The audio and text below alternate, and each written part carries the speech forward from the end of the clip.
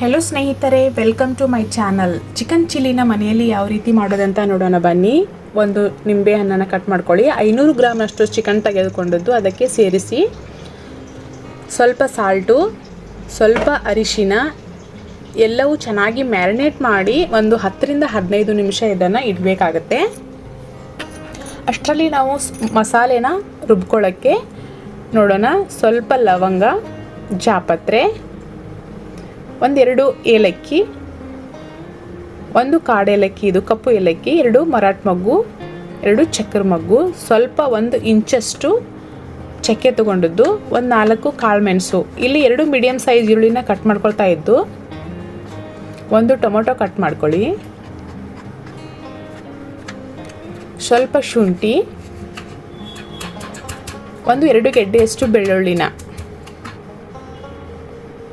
ಇದು ಪಲಾವ್ ಎಲೆ, ಆಪ್ಷನಲ್ ಇದು. ಇಷ್ಟು ಸ್ವಲ್ಪ ಪುದೀನ, ಸ್ವಲ್ಪ ಕೊತ್ತಂಬರಿ ಸೊಪ್ಪು,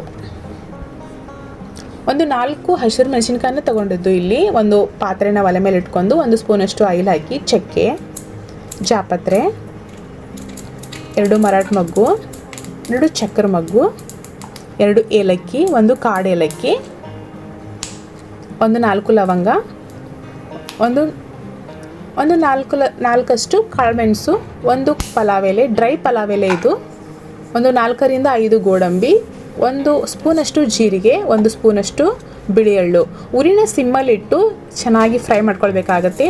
4 ಗ್ರೀನ್ ಚಿಲ್ಲಿನ ತೊಗೊಂಡಿದ್ದು, 1 ಈರುಳ್ಳಿನ ರುಬ್ಬಕ್ಕೆ ಹಾಕಿದ್ದು, ಸ್ವಲ್ಪ ಬೆಳ್ಳುಳ್ಳಿ, ಸ್ವಲ್ಪ ಶುಂಠಿ, ಕೊತ್ತಂಬರಿ ಸೊಪ್ಪು, ಪುದೀನ ಸೊಪ್ಪು.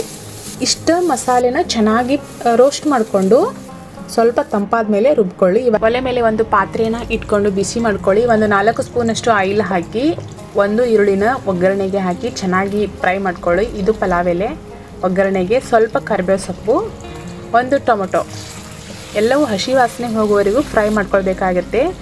1 ಚಿಲ್ಲಿನ ಮೇಲೆ ಆಪ್ಷನಲ್ ಇದು. ಇವಾಗ ಮ್ಯಾರಿನೇಟ್ ಮಾಡಿರುವಂಥ ಚಿಕನನ್ನು ಇದಕ್ಕೆ ಆ್ಯಡ್ ಮಾಡಿ ಒಂದು 30 ರಿಂದ 35 ನಿಮಿಷ ಇದನ್ನು ಕುಕ್ ಮಾಡ್ಕೊಳ್ಬೇಕಾಗುತ್ತೆ. 1-2 ಸ್ಪೂನಷ್ಟು ಧನಿಯಾ ಪುಡಿ, 1 ಕಪ್ನಷ್ಟು ಗಟ್ಟಿ ಮೊಸರು.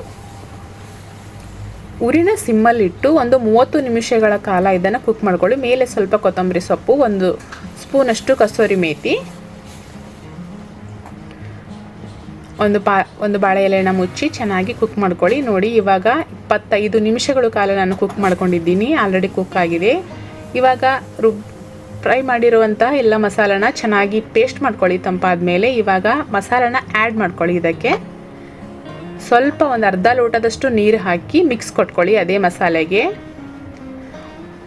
ಮೇಲೆ ಸ್ವಲ್ಪ ಕೊತ್ತಂಬರಿ ಸೊಪ್ಪು. ಉಪ್ಪು ಕಡಿಮೆ ಆಗಿದ್ದರೆ ಸ್ವಲ್ಪ ನೋಡಿ ಮೇಲೆ ಹಾಕ್ಕೊಳ್ಬೋದು. ಉಪ್ಪು ಸ್ವಲ್ಪ ಕಡಿಮೆ ಆಗಿದೆ. ಒಂದು ಅರ್ಧ ಸ್ಪೂನಷ್ಟು ಉಪ್ಪನ್ನು ಸೇರಿಸ್ತಾ ಇದ್ದೀನಿ. ಮ್ಯಾರಿನೇಟ್ ಮಾಡಬೇಕಾದ್ರೆ 1 ಸ್ಪೂನಷ್ಟು ಉಪ್ಪನ್ನು ಸೇರಿಸಿದ್ದಲ್ಲಿ ತುಂಬ ಚೆನ್ನಾಗಿರುತ್ತೆ. ನೀವು ಮನೆಯಲ್ಲಿ ಕೂಡ ಟ್ರೈ ಮಾಡಿ. ನಮ್ಮ ಚಾನಲನ್ನು ಸಬ್ಸ್ಕ್ರೈಬ್ ಮಾಡ್ಕೊಳ್ಳಿ. ಈ ವಿಡಿಯೋನು ವೀಕ್ಷಿಸಿದ್ದಕ್ಕಾಗಿ ಧನ್ಯವಾದಗಳು.